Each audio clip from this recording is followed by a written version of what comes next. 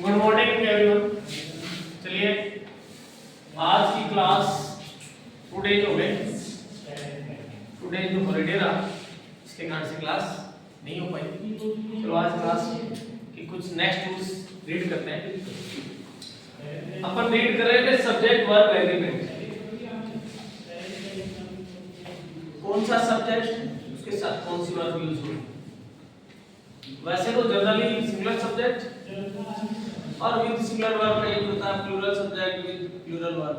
But कुछ rules हैं उसके अकॉर्डिंग हमें सब्जेक्ट अगर सिंगुलर होता है फिर भी प्लूरल वर्ब लगाते हैं और सब्जेक्ट प्लूरल होता है फिर भी सिंगुलर वर्ब लगाते हैं। तो उसी नेक्स्ट क्रम में रूल्स नंबर 10 रीड करेंगे। देखिए, police, public and cattle with use always plural verb. अगर कहीं भी किसी भी सेंटेंस में अगर आपको ये लिखा हुआ आता है क्या,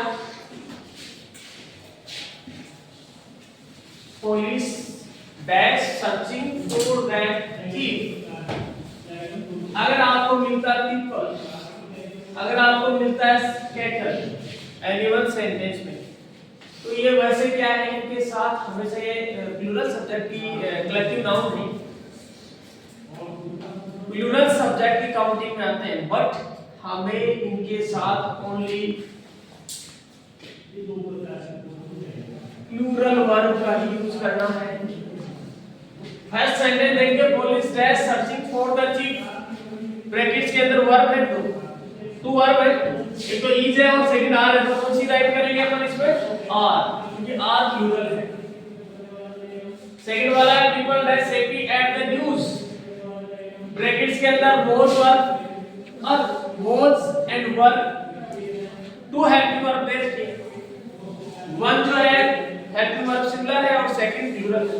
हम पीपल लिखा हुआ है तो क्या वर्ब राइट करेंगे, प्लूरल, और प्लूरल वर्ब क्या होगी, वर्ब। ये हमारा सेंटेंस करेक्ट हो गया।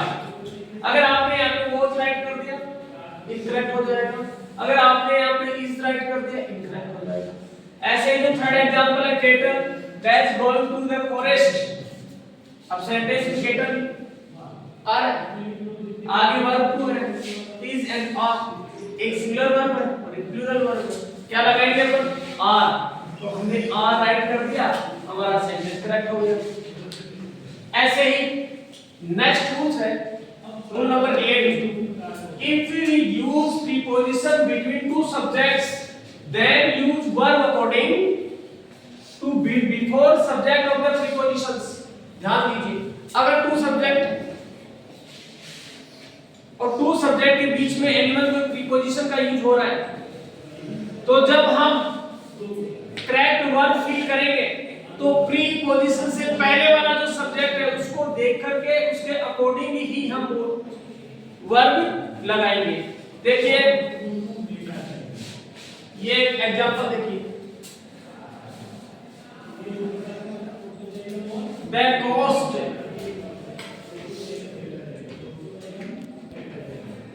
All these articles, two subject, the cost subject है फर्स्ट सब्जेक्ट और सेकंड है ऑल दीज आर्टिकल्स। बट ये दोनों किससे जुड़े हुए हैं, ऑफ से। ऑफ क्या है, ये प्रीपोजिशन है। तो अगर टू सब्जेक्ट दिए हुए हैं, टू सब्जेक्ट किसी एनिमल किसी प्रीपोजिशन से जुड़ रहे हैं, तो हमें प्रीपोजिशन से फर्स्ट वाला सब्जेक्ट है उसके अकॉर्डिंग ही वर्ब का चूज करना होगा। अब द कॉस्ट है और ऑल दीज आर्टिकल्स, अगर इसके अकॉर्डिंग आपने लगा दिया तो ड्रॉप हो जाएगी वर्ब। तो हम देखेंगे द कॉस्ट क्या है, सिंगुलर सब्जेक्ट है। सिंगुलर सब्जेक्ट है तो यहां हैज और हैव में से जो सिंगुलर वर्ब क्या है, हैज, तो हमने हैज राइट कर दिया और हमारा सेंटेंस करेक्ट हो गया। नेक्स्ट देखिए, all the students of my class. इसी एग्जांपल में जो सेकंड नंबर का एग्जांपल है, इस सेकंड नंबर के एग्जांपल में फर्स्ट सब्जेक्ट आ रहा है ऑल द स्टूडेंट्स, सेकंड आ रहा है माय क्लास, टू सब्जेक्ट है। ये टू सब्जेक्ट किससे जुड़ रहे हैं, प्रीपोजिशन ऑफ से जुड़ रहे हैं। हमें इस कंडीशन में क्या करना होगा, हमें इस कंडीशन में जो फर्स्ट वाला सब्जेक्ट है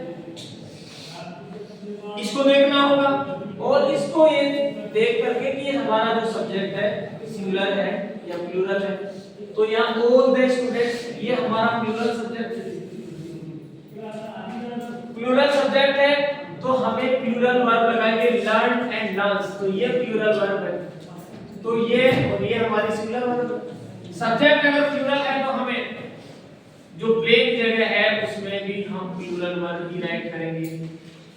तो हमें अगर टू सेंटेंस है, टू सेंटेंस किसी भी प्रीपोजिशन से ऐड हो रखे हैं तो हमें फर्स्ट वाला भी सब्जेक्ट देख करके ही हमें वर्ब में करेक्ट